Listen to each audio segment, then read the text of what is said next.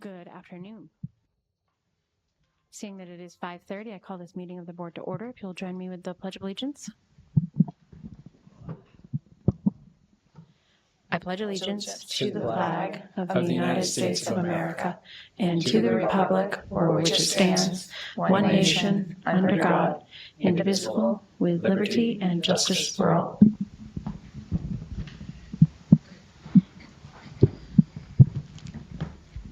All right, our first order of business is the approval of minutes from August 10th, both public and non-public. Can I have a motion? Second. Any changes, updates, questions? Seeing none, all in favor? Aye. Aye. Thank you.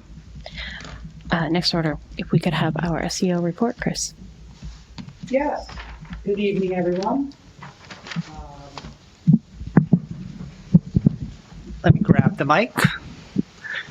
Today was officially our first day. Welcome back all staff. Last week it was just teaching, Thursday and Friday. Today was everybody. We had our opening remarks within the auditorium this morning before going back to the buildings. It was a great morning seeing everybody and seeing smiling faces, and the climate again was very high energy, and they're ready to start. Just so everybody knows, we are finishing up our summer projects. That has been ongoing throughout the summer. We will be doing a report out of our summer projects next board meeting. I'd like to take a minute.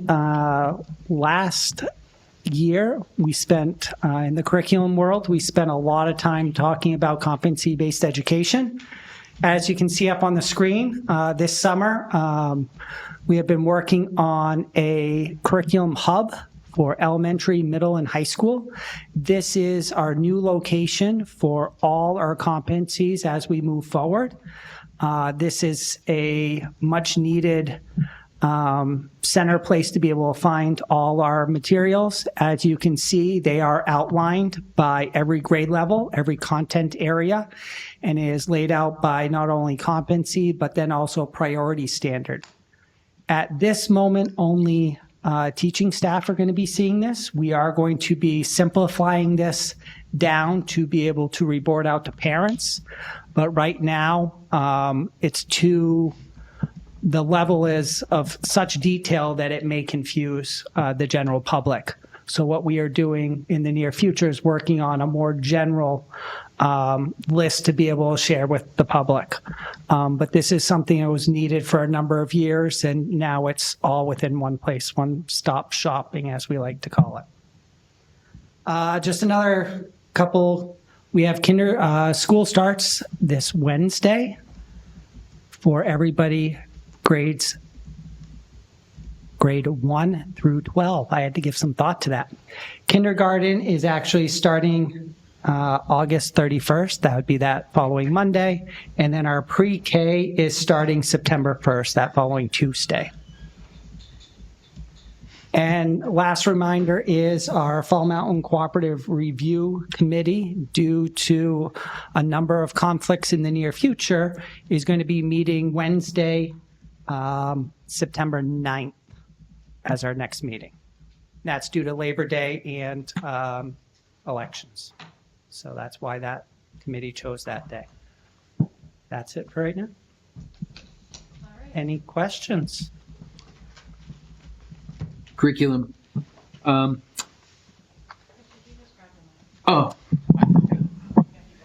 in one meeting, Mike's in another. My question's regarding curriculum. Did you say it's final, or you're working on finalizing it with staff? The staff is going to be finalizing as we move forward. The next big components is assessment and reporting. So looking at report cards, looking at assessments, what goes into that as we move forward. Different grade levels are going to have different expectations moving forward. Just looking at our K4, report cards needs to be updated because they have not been updated for probably approximately 15 years. So that needs to be a priority. Mm-hmm. but the middle school may be a little less of a priority. So we're going to branch off into specific areas and try to tailor it to exactly what they need as we move forward. Okay. Thank you.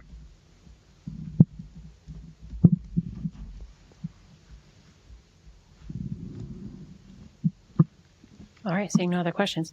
That's a tremendous amount of work for the last year, and so I do appreciate it, especially as you move into this next role. So look forward to seeing it on the parent side as well. All right, next order of business is our VA, Lori Schmidt, with a food service update. Okay, so is this on? Okay, sorry. It's like you don't hear it in here. So several months ago, we talked about whether or not we should, how much we should be increasing our pricing for lunches and meals. And there was some talk about like what does price sensitivity look like for our meals, and wanted some data. So first thing I want to point out is that I did confirm with the state that we are able to increase our meal pricing at any time during the year. What was critical in the spring was that we were trying to work on a budget with our food service management company, and that is, of course, based on pricing for meals. So the budget that was presented and that was submitted with our lunch application was based on the 15-cent increase that we applied to both to all of our lunches. We can do that again later in the year. We just have to revise our amend our applications, so it's not a huge deal. So I provided some slides that just I threw together a lot of data. We looked at free and reduced rates, looked at free breakfast consideration, that it was free breakfast, and that lunches and the pricing for the lunches. I went back to before COVID because during COVID we had free meals for about 2 years, and so of course when we implemented charges again, there was a huge price sensitivity to that, because you're going from free to all of a sudden, over $3 a meal again. So I wanted to see what it looked like prior to COVID as well. And then it extended through this last school year. And interestingly enough, we have offered free breakfast for a number of years, and the justification that has been provided to me all along was that, when we offer free breakfast, our participation rate at lunch is higher. What the analysis showed us was that actually when we had our changes in lunch pricing, our free breakfasts dropped off, our lunches dropped off. There is some price sensitivity. So there was a reduction in our lunches served, also to our breakfast. So it was, there is a correlation, but it wasn't what we anticipated seeing. Yes. So anyway, there is a price sensitivity. My recommendation right now would be that we stick with the 15 cents for now. We are requesting that our budget for the following year be prepared sooner rather than later, so it can be aligned with our budget process, and we'll have that then. And I think that we should talk about what it would look like to increase prices for the following year, because we are going to have to increase it, at least the minimum. But right now, our PLE tool is showing that our lunches should be at $4.16 on a weighted average between all of our schools. And right now we're charging for the high school this year will be $3.65, and elementary middles will be at $3.40. So there is a substantial spread there that we need to look at. However, when I looked at pricing throughout the state, Portsmouth is at about that rate, but not our pricing is higher than a lot of the schools in our region. So I want to dig into that some more, before I'm making a recommendation to go, in excess of the 10 cents that we're required to increase. So in the data that I showed, it did aggregate that there was, part of our decrease in the number of meals served is directly related to our decline in enrollment, which, I wanted to make sure that was separated. So that is shown separate from price sensitivity information. There's a slide in here that shows the number of lunches and breakfasts that have been served over the last 6 years, 6 or 7 years.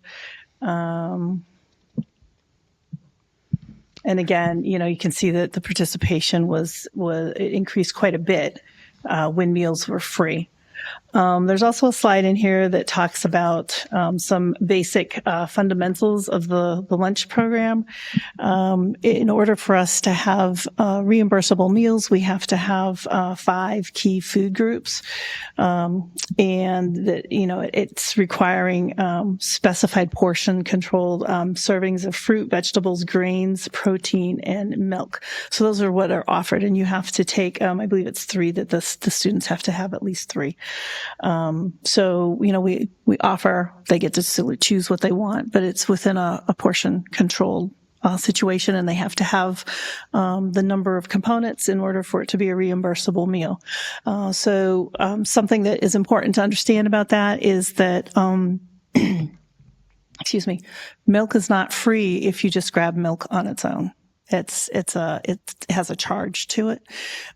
So a lot of our smaller schools, staff is, in the morning, they send off the count and milk comes, they're served, and it all comes out in the wash later when it gets charged to the account, because we don't have somebody on site necessarily monitoring that.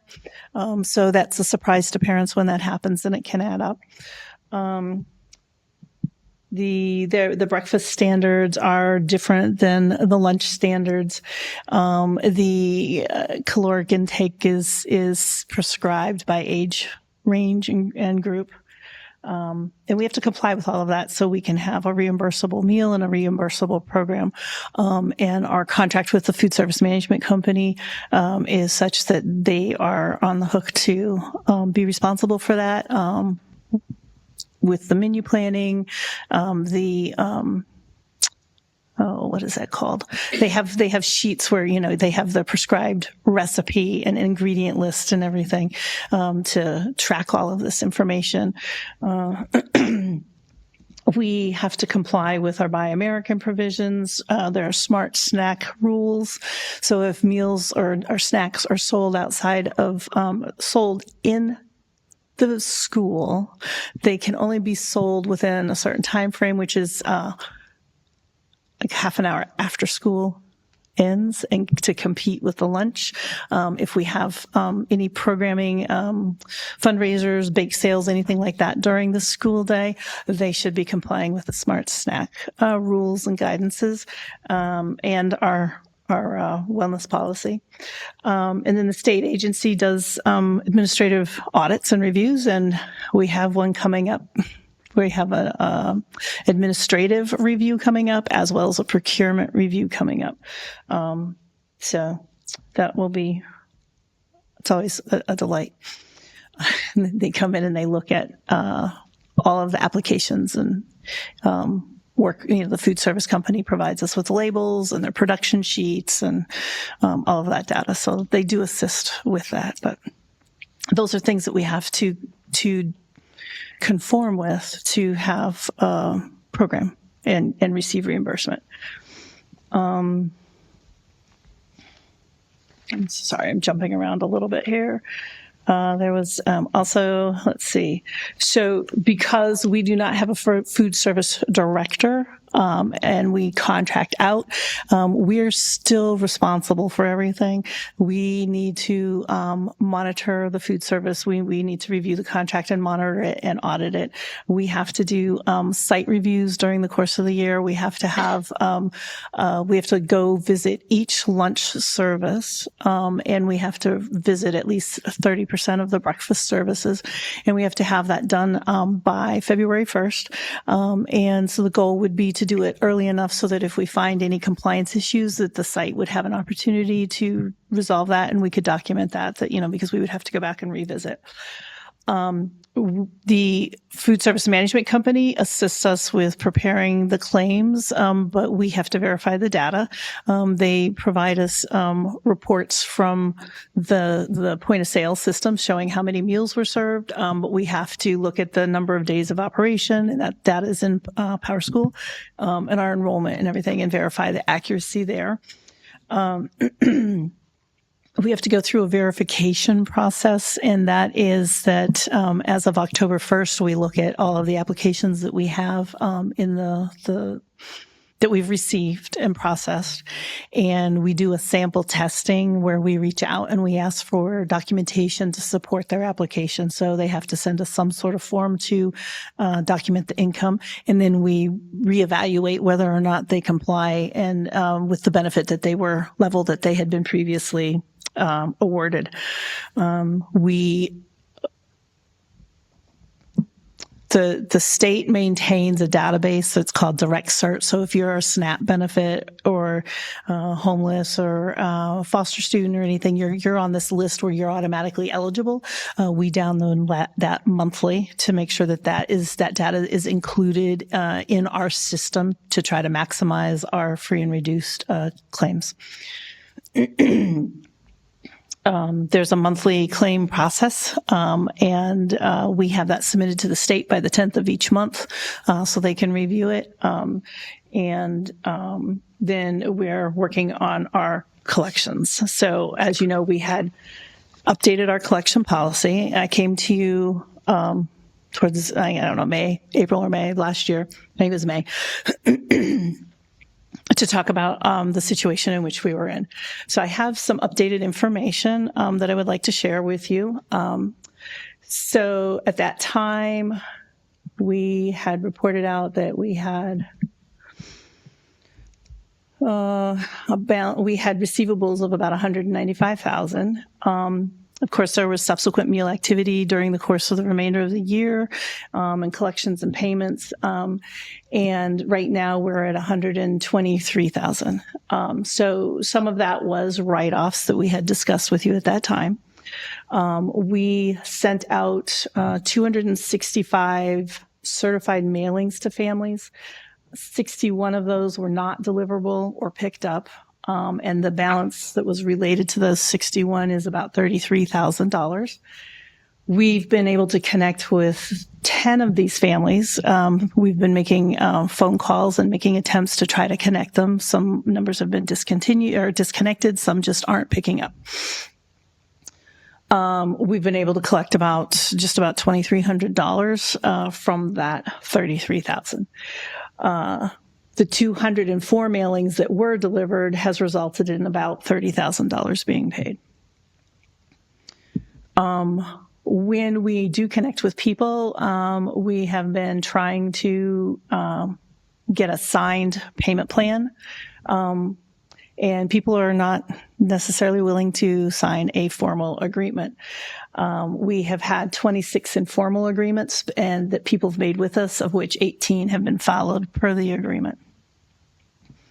Let's see, I feel like I left something out here. So we've been able to collect about $43,000 in payments since the beginning of May. We send out a weekly phone call reminder to people that your balances are getting low, or that it was a negative up to, I think, the $100. That will be changing to $20 for this upcoming school year, so it aligns with our collection policy.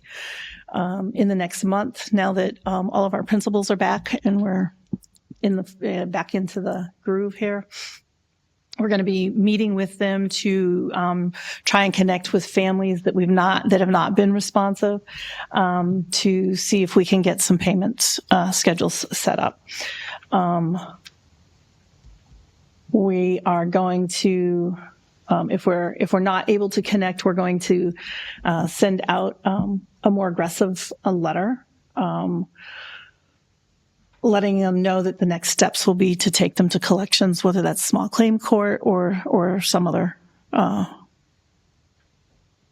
method.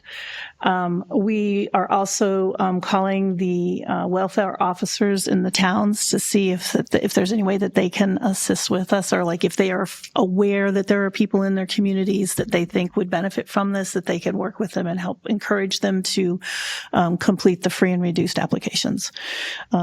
Once we receive a free and reduced application, we can't go backwards and make any changes retroactive. It takes effect when we receive it. It can be submitted multiple times during the course of the year. So if a financial situation changes, that, if someone reaches out immediately, we can get that resolved for them. So that is the information that I have at this stage. So I don't know if, I know that Steve, you had asked a lot of the questions about the price sensitivity and data. I don't know if this addresses your concerns. Do we know how much we lost last year? Not counting bad debt, just from operations. I do not know. I don't have that right now. What our paid meal volume is a week or a day or a year or any way you want to measure it?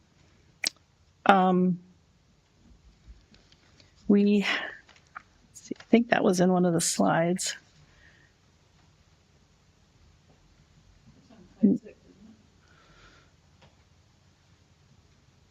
Oh, that's averages. We do have that. I do have a spreadsheet with that information. I don't know it off the top of my head. Working just from the numbers from this document, it looks like it's somewhere in the neighborhood of about 200, maybe 225 a day, because it says we're serving an average of 585 meals a day.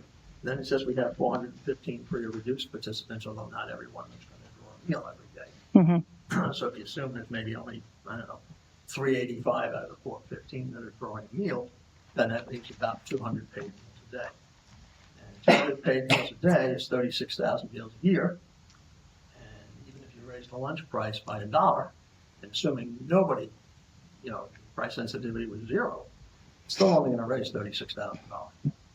So I don't know what we lost last year. Certainly getting on top of the bad debt is very important, but I think we've got a bigger underlying problem that we're going to have to start thinking about. And I'm not sure how to solve it. I know that I'm sorry. I know that it's called the National School Lunch Program, I believe, not the National Hot Lunch Program. So one option is to look at the possibility of talking to our vendor to find out what kind of savings there would be if we switched to a not hot lunch program, other than maybe some soup in the winter. That would cut things down. If we're losing money and we lose volume, then technically we're making money because you're losing less money on less volume. It didn't amount to much. I looked at it this year, and we were down. We raised the price 8.4%. The volume dropped by 5.2%. So just on the paid meals, because that's the only one that's factored in, we produced about $3,000 more in revenue. We had probably lowered our food costs by about $3,000 accordingly because we served less meals. But on the other hand, we probably lost about $1,000 in federal and state, subsidies. So that price increase only produced about $5,000. That's a problem, because it's not going to get us. If in fact we lost, $150,000 last year, we got to be thinking about something else, because we're taking dollars out of the classroom. It's and the kids that are on free and reduced, they're covered. So who are we subsidizing here? I'd much rather see the dollars going to the classroom. That's where the learning takes place. So I'd rather see us look at a different structure, possibly not a hot lunch program. The feds are giving us, it looked like from the internet, $4.30 a meal. And God knows they've never paid us what it's really worth, so it's probably costing us more than that. So, I don't see any reason why we shouldn't be charging more. People buy a latte for $4 and change and think nothing of it, but feeding your kids apparently is another story. But even then, if we, as I said, even without any sensitivity, it's only going to raise $36,000. So we've got a pretty good sized problem here, and I'm not quite sure how to resolve it, but possibly changing the structure of the program would go a long way. Meals could potentially be prepped the night before with a crew, maybe here at the high school, and I don't know if it gets transported or how it would work, but I'd like to talk to the vendor about it, see if they have any ideas. don't know if you can connect me with them but I think that's all I had.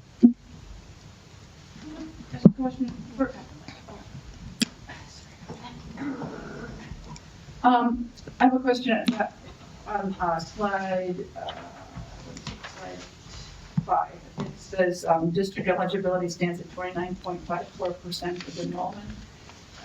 And it says free and reduced eligible students, 415 students are eligible for free and reduced meals.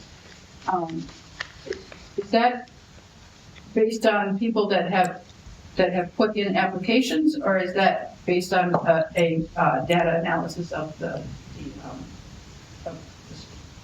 student population?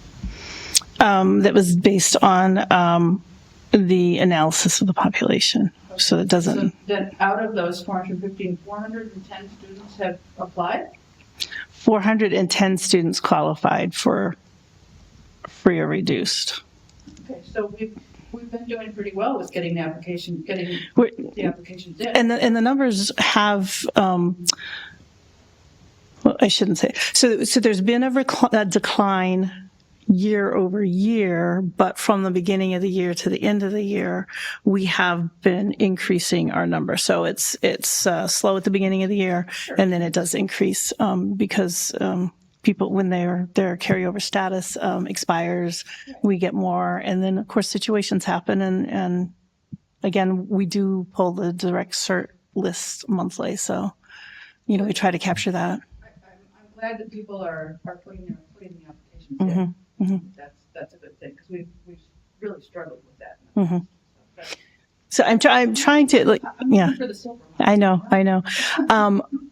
We'd be happy to support electronic applications at school open houses. My concern, I haven't figured out how to do that without identifying people. I mean, they would have to still want to come to us. So I don't know if we can be set into a separate room or, yeah, and it could be a station or a stop that people could come into, but like Scott and I would be willing to, tag team. So, there are a couple of Chromebooks set up or whatever, and that we could assist people with that process if they wanted to do that. We need to talk to the principals. I think that their open houses are already set, and I don't know if they overlap, but. In that instance, I wonder if parent-teacher conferences would be a more appropriate time, because they are very individualized. Oh, we were just that's there, a good suggestion. and then parents would have no privacy issues. When is our first in the year? Usually October, correct? So it still would be early. Okay. So I have one question, but I also had another thought, and I don't know if our vendor has other options for their prepayment, because my son does take, he gets hot lunch, we go through the app, we have to prepay it. Mm-hmm. And so I can see how that would be a hardship for people to come up with, $100 or however long, and have to refill it regularly. And then there's a fee when you refill it because it's a credit card charge. Like, it gets cumbersome.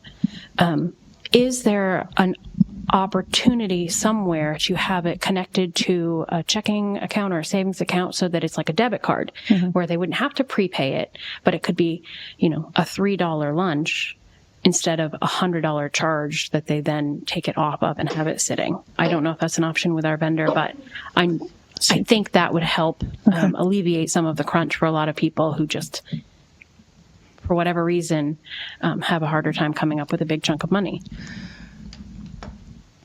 So by vendor, are you meaning the app service, or are you, because our My food School Bucks is who we use for the app, and right. I don't know how that's connected. So food service management company manages the cafeteria and everything else, and then they coordinate with the software that the district has chosen to utilize. So we utilize Mosaic for our point of sale and all of that. And then My School Bucks ties in with the Mosaic for the payment options. I will look into it. I've as a parent, I've worked with Link and some other options. I worked with my school bucks years ago as a parent. I've not seen anything that had the option for like like a direct withdrawal from your bank account, but I can look into that. As far as the fees are concerned, because they are credit card fees, we don't have an opportunity to influence that at all, and we're not able to assume covering those costs on behalf of the No, it's people. completely Yeah. understandable that Yeah. that would be the case. Well, I know it's it just difficult adds up for for some. people if you're Oh, putting absolutely. $10 on and you have a $3 fee. It adds Absolutely. up huge. Absolutely. There's so many companies out there with the new technologies that Mm-hmm. aren't really new anymore. Like you go to Irving and you have debit pay. It's just connected to your debit card. So I would like to know if there was an option like that that would alleviate the crunch for parents. And then my next question, these audits and reviews that we have to do, do we have recourse if we're finding out, because we're not setting the menus, like what happens if they're not meeting our needs in order for us to get reimbursement? That is a great question. I've not run into, so when we had our last administrative review, we did run into maybe a couple small items that the label wasn't quite right or something. And so we did get a little bit of a write-up, but I don't think it was anything that required an action plan, corrective action plan. I think that I'd have to go back and look at the contract, but I think that there would be recourse if we don't pass an administrative review because of the way they're purchasing. I would like verification of that, please. And then my last question is, when do we get audited and reviewed for that? Like you said, it's coming up, but I would like to know when it is so that we can then follow up. I would like to know when it is too. They give me like 6 weeks notice. Okay. If you could just keep us in the loop. They have when told us that happens. we are one of the privileged districts for this year. It's like a three-year cycle. So we're on deck this year, but I don't know the dates yet. They've asked for the contact information because then they'll give us directions for uploading data, but I don't have dates yet. Okay. Well, I look forward to knowing that when you do. Couple more questions. From the data, it looks like about half the children bring their lunch with them. Does that sound about right? So even those that bring lunch, we find that they eat lunch as well, and that's a surprise to parents. Well, okay. But we don't prohibit them bringing food in from home. Oh, no, we don't prohibit that at all. No. And I heard you say we dropped the threshold from $100 to $20. Yeah, because our meal collection policy does require that you can't charge over $20. So we'll be sending out that. The policy, I believe, it says that we're going to send certified mail for over $20, which that might be a little prohibitive, but we're sending out the voice calls as well. And until we revise the policy, we will comply with it and send out certified letters. So if a student has more than a $20 or has a $20 balance, can he still keep spending money? Unfortunately, yes, because we can't identify students, and the way the requirements for the lunch program is that charging station is at the end of the line, so you can't grab something after paying. So you will have come through the line, you've grabbed all your meals, and you get there and you have a negative balance. They're not going to take your food away and tell you have to get something else, or say you can't be fed. And if you're K through 8, we're required to feed you anyway. And studies have shown that, I don't know if studies have been shown, it may be strong. What they say is that preparing a meal that is, like taking the choice away and preparing a meal, we're going to give you a sandwich so you're fed, so we meet that obligation. We've identified the students, and it still is a cost. It doesn't save a lot in the cost. I can only go back to 20 years ago. We used to give them government surplus, so there wasn't any cost. And Government surplus is built into the whole menu. It's not. but I mean, they would get a sandwich or something like that. Mm-hmm. So they can still rack up enormous amounts of debt. Mm-hmm. Times have changed. Yeah, I mean, by law, we're required to feed them, and we're required to not identify them. But if you report them to DCYF, then nothing happens. Well, so if a parent, I don't think we can report them to DCYF just because there's a balance. However, if the parent says, you cannot feed my student, we can't feed that student. It's noted on their account. But then if the parent's not sending a meal, then we can call DCYF.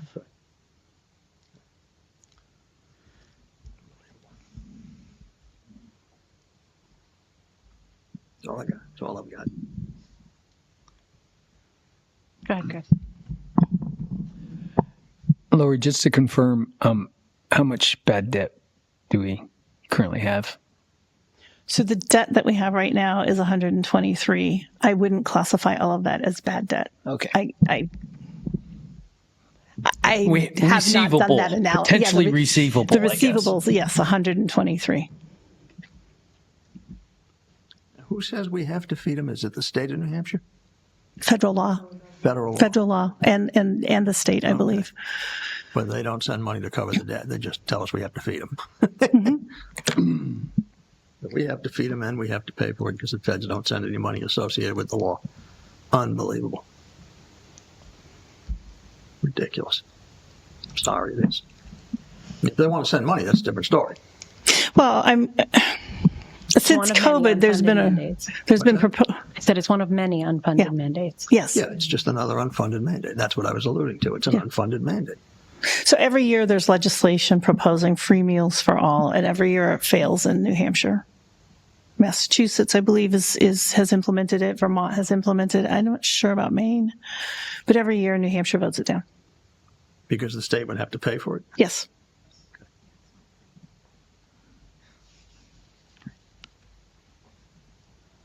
All right. Any other questions for Lori regarding school lunch? Seeing none. Thank you, Lori. That was informative, and I look forward to the next one. All right. Next order of business is the personnel list. Can I have a motion to approve? So moved. And a second? I'll second. Any discussion? Please. Go ahead, Chris. Yeah, a question. It has to do with the position, not anybody, but how many school nurses do we have at FM? And how many are we required? Just curious. Currently we have one full-time nurse and one, we call it float nurse, that is not complete full-time. And the current hiring position is for? It's a full-time. Okay. School nurse. Yep. Yep. I do have a question. I do have a question about one of the positions might be related to a reporting position. So I don't know if that should be taken offline or discussed here. Oh. Can you say that again? I'm sorry. Pardon me? Can you say that again? I'm not. I have a question about one of the positions that could be reporting to someone that they're related to. We'll remove that and take it in non-public. Yeah. Thank you. So we should wait. I was going to say, if that is the case, I'd recommend holding off on. You should approve it, right? Yeah. So we clear that issue. Yeah. All right, then we will table that until later in the meeting. All right, next order of business is visitors and public comment. We do have someone here, Wes Vickers, to speak.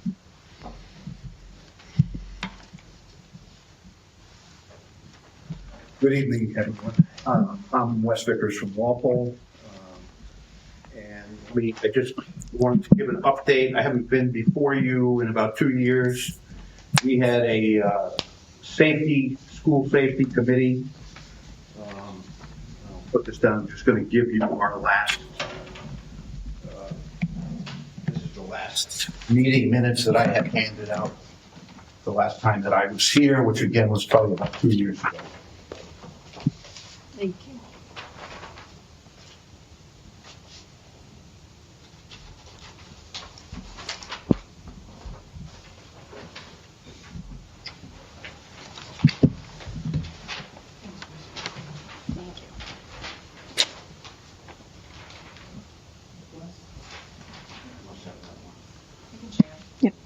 Thank you.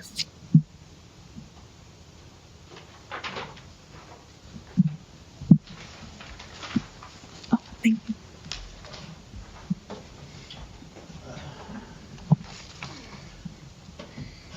So I have to say to you that I'm somewhat perplexed, and I think sometimes we get complacent, and you sit around and you watch the news. And I was watching the news about a week ago, and they said, "Oh, school shooting in Virginia, 5 people shot," and you say to yourself, "Well, is that really? It's in Virginia," and you move on to the next thing, and you've heard it so much that we've all kind of become, I don't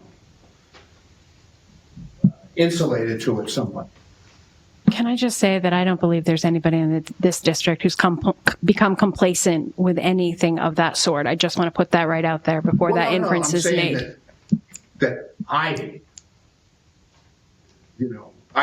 say to you tonight, I'm not complacent about this. I had an opportunity. My grandson was playing soccer. I missed that. I know 2 board members have sons playing soccer.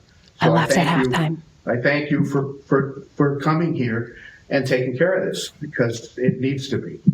But I want to say to you how close this is to us, just because some of you are new and maybe you're not aware of the history.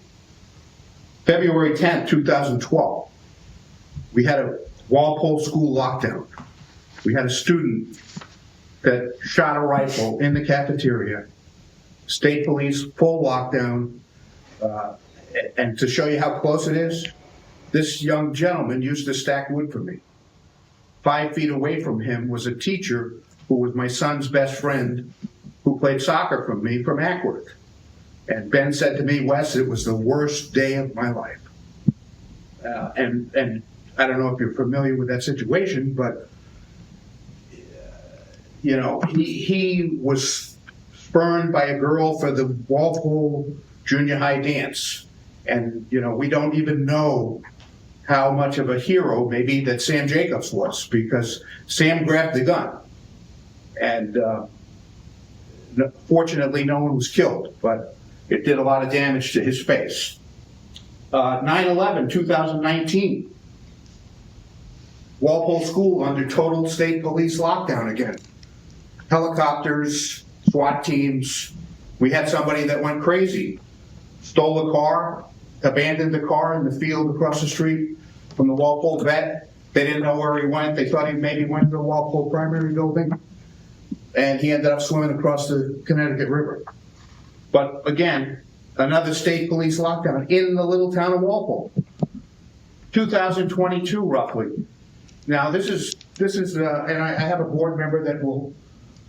I had the opportunity to bring somebody with me today. I did not. 2022, we had a student with a concealed handgun on a bus that caused the bus driver to resign from the district. I think that's a pretty serious situation, a concealed handgun. And we all know these people. They're my neighbors. I've known them for 30 years. Very good people. And she resigned. She said she wasn't happy with the way that it was handled. And then, unfortunately,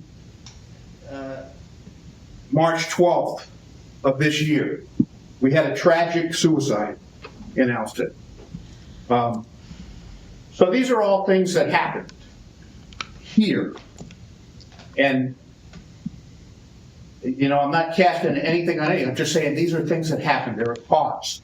So now what can we do? So if we go down this list, you can see that we had a safety committee, and it shows who was attending Walpole Police Chief, Walpole Fire Chief, Walpole Emergency Management Principal, the Fall Mountain Building Supervisor at the time, a school board member. So it was well attended. It wasn't a school board approved committee, but it was a site-based approved committee. So some of the things that we got done, 3M safety windows film was completed on all Walpole schools. I believe that it's been completed on all district schools. I won't go into, I think most of you know what that is, but so that's a big safety upgrade, and that's what we're looking for. I know that in the Walpole buildings, they all now have new security doors that will lock, I believe, with a central locking. Is that right, Chris? And I believe Charlestown has those. I'm not certain about Vilas, but I think that we should, again, be sure that we have those in all the schools. The security camera system, which had been upgraded in Charlestown, the Walpole system was $63,000. At the time, we put in for a grant, and I had been talking to our state senator, Donovan Fenton, and the last time I heard from one of his legislative assistants, and she told me that they were probably not going to fund in that session, but that she would push us the next time around. Well, round 4, the district received $180,843 in January of this year. So hopefully all of those things are now up to speed. Mobile communication system, I haven't spoken to Justin, but that was an app that was being tested in Walpole, that the teachers would have an app on their phone that they could contact the police department through the app. And I don't know where that went, but again, we should be looking into those things. The vehicle blockade in Walpole was completed on September 2024, and an SRO, again, that was on Chief Sanctuary's wish list. But I'll say I don't think it's a bad idea, and I have a friend that's a state trooper, and I was just talking to him at the soccer game here. And Peter said to me, Wes, I'm going to retire, and I'm just looking for something to do. If you hired somebody like that to maybe do the whole district, maybe he spent a little time here, spent a little time in Charlestown, a little time in Walpole, Vilas, Ackworth, and he's a great guy. He's like a big teddy bear. Anyway, I don't know that I didn't mention it to him. I'm just saying there are people like him around. And then this is the one of my big topics, the Say Hello program through Sandy Thomas. And I sent this out. I was planning on playing it at this meeting. Told you can't. I don't understand that totally, but it was sent to all of you for review. It's a fantastic program. The state of Georgia has enacted it for every school recently. And if you look at it now, I have a son-in-law that was in charge. He worked for HCRS back when we had the shooting in Walpole. He was in charge of the Southern District of Vermont. He had 12 clinicians that worked for him. He recommends this program highly. I don't know if you've watched the videos I sent you, but it's free. And, it will take care of a lot of these things. And it happens to be that September 21st through 25th is the Say Hello program for them. They also have another program, Nobody Eats Alone. Again, they have a really good handle on things. And I'm just going to hand this out because I know, again, I sent the video. You can pass that down around. I'll take one.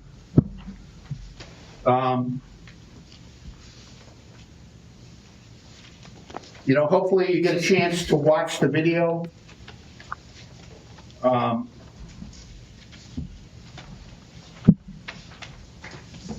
But again, they're nationally recognized.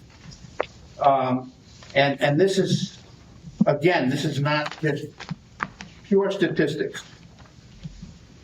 If you looked at it, it's a great program. The kids have an app on their phone. They can call a phone number, they can email, and they can report, hey, Johnny's talking about bringing a gun to school. Hey, Johnny's having thoughts of suicide. Hey, Bobby is having child abuse at home. And this is all anonymously. Now, what it's done, you can see here, they have 1,269 confirmed young lives saved from suicide. 8,100 students helped during mental health crisis. 403,000 anonymous tips. 19 planned school shootings avoided. All from this program that's free. But I don't know, again, I brought this up, as you know, I've been talking about this stuff for 8 to 10 years. And I don't know. I mean, it's free. It looks to me like it's a great program. I'd be interested for feedback to what the issue is with it. But there you have the flyer. Again, I recommend everybody watches the videos.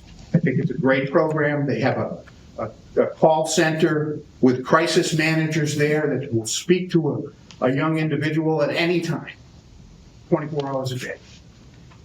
As my son-in-law said, you're not going to get that anywhere. So moving on from that, I don't want to take a lot of your time. The next thing that we have, which again has been a constant, is one of the reasons why I started with this, is secure building entrances. Now, and at that time, when the last time you got this, I said that I was going to be meeting with Dr. Spence. Steve Horton and I did meet with Lori and Dr. Spence. And if you don't know Steve Horton, he's a vice president of engineering for McMillan Company, which is now bought out by, I don't even know their name, but they're out of Burlington, Vermont.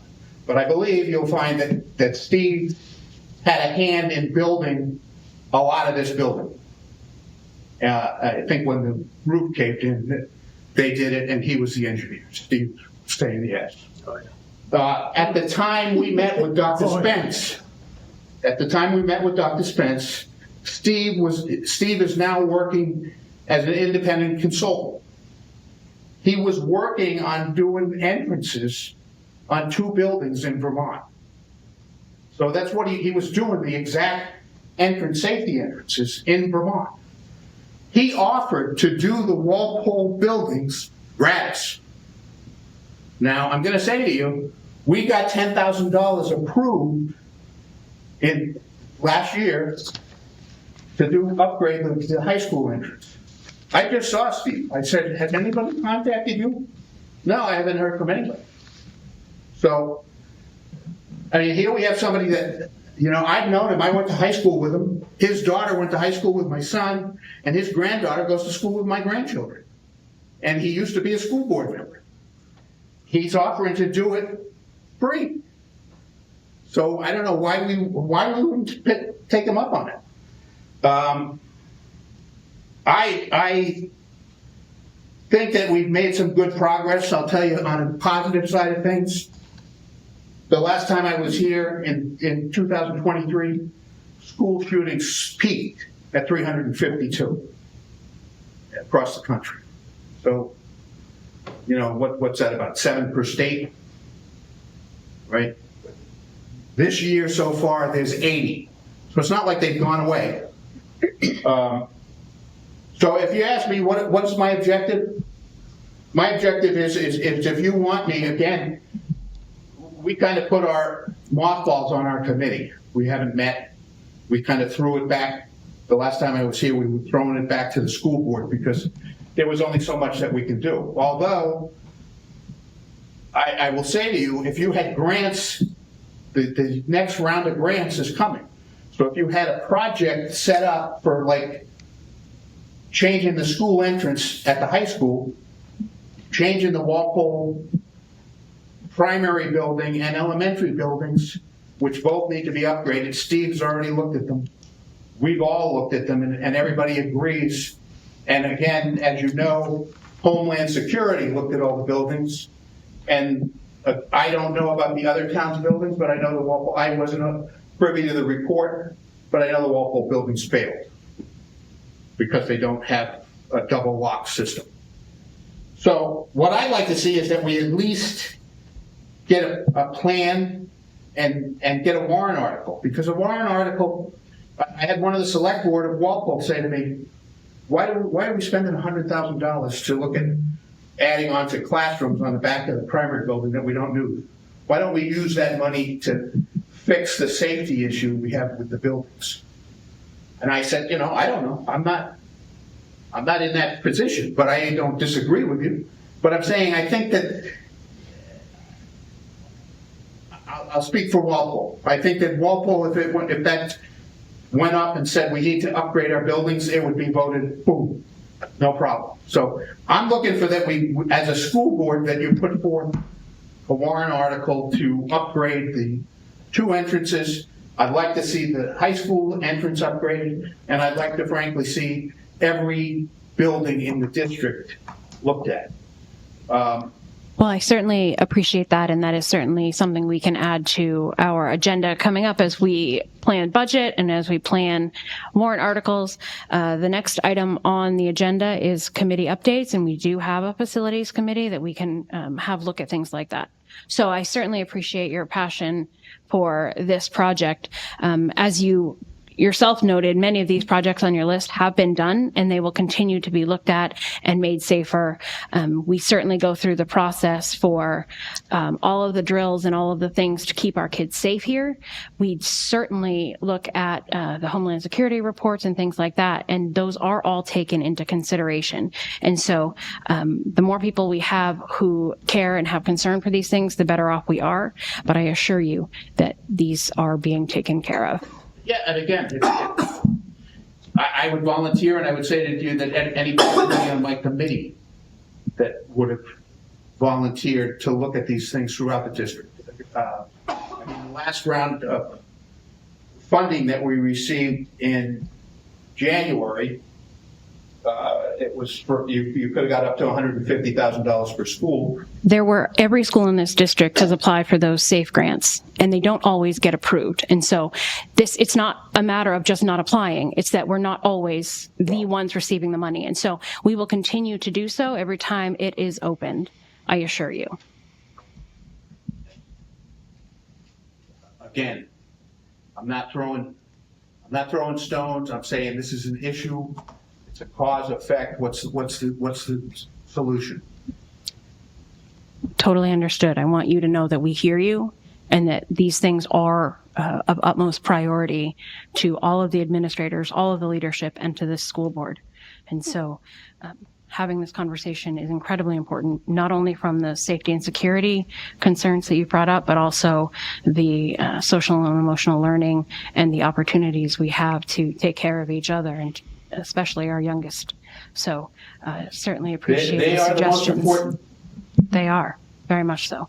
So, anyway, that's my concern. I'm not, again, I know that some of this is a raw issue. I would have come earlier, except for the tragedy, because and it's not throwing any stones at anybody.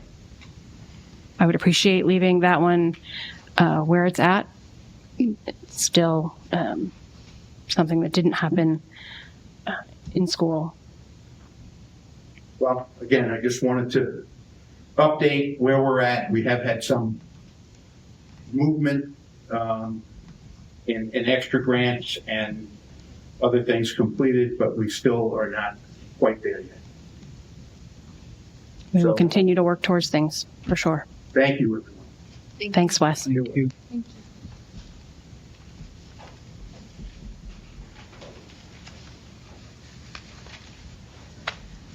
At this time, we do have committee updates on our agenda. We don't have, oh, actually, Krista, do you want to start with budget committee updates? I don't really have any updates. They're happy with all the information they've been getting. Everything's been going fine. You guys were at the last one. Chris is going to step in for me next time because I have a conflict. Okay, fantastic.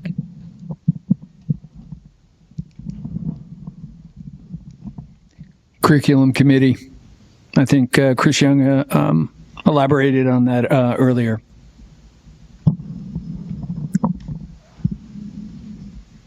So Steve and I are on the policy committee. We met with Misty, had a really good meeting with her. She provided us with information and document that she's been working very hard on, and she's already done a lot. So we're getting up to speed with what she has done, looking at her documentation, and we agreed to have our meetings every first Monday each month at 3. The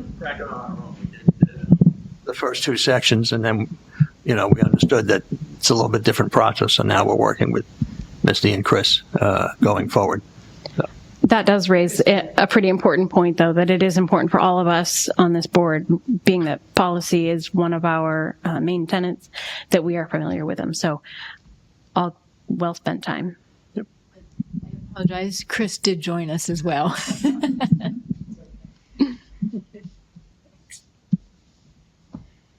The tech committee, I missed the first meeting of the River Valley Technical Center, but they meet, their board meets the first Wednesday of every month, so I will be able to give you an update next month. Okay. And I will give you the link for that. Okay. Thank you. Yeah.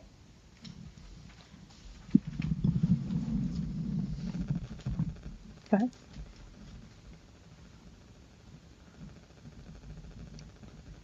Cooperative Review Committee. You want me to just talk about it? Yes. Somehow I ended up being the chair. Much appreciate that. Thank you. I think it's going well, to be honest with you. The facilitator's doing a good job.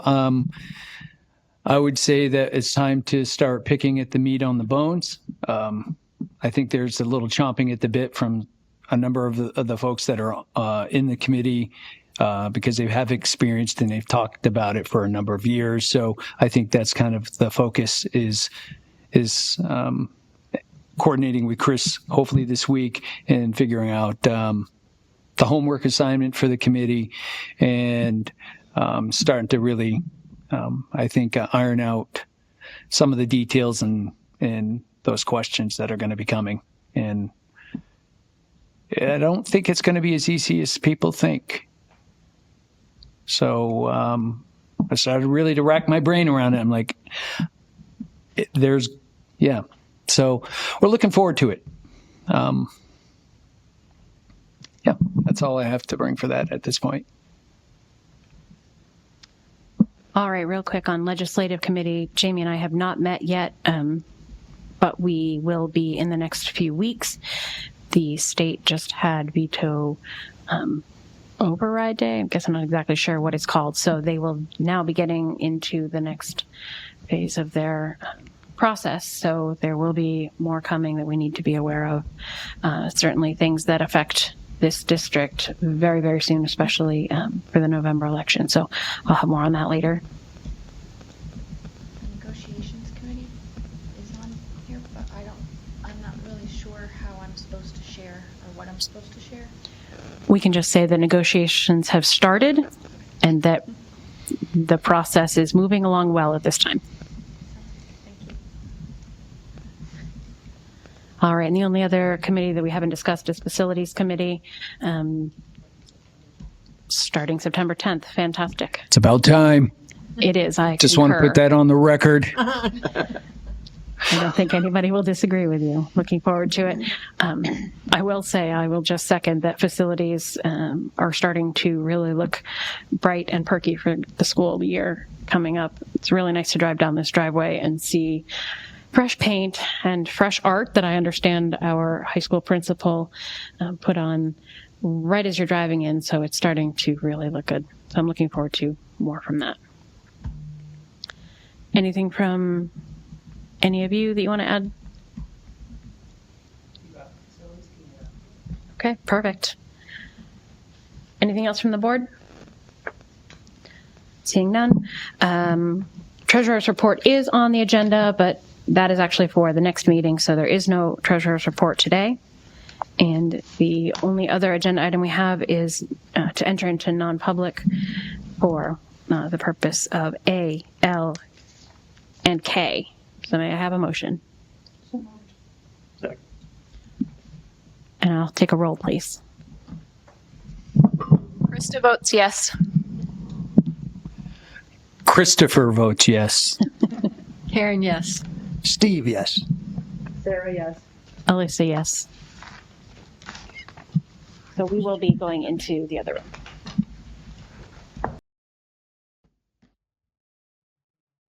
All right.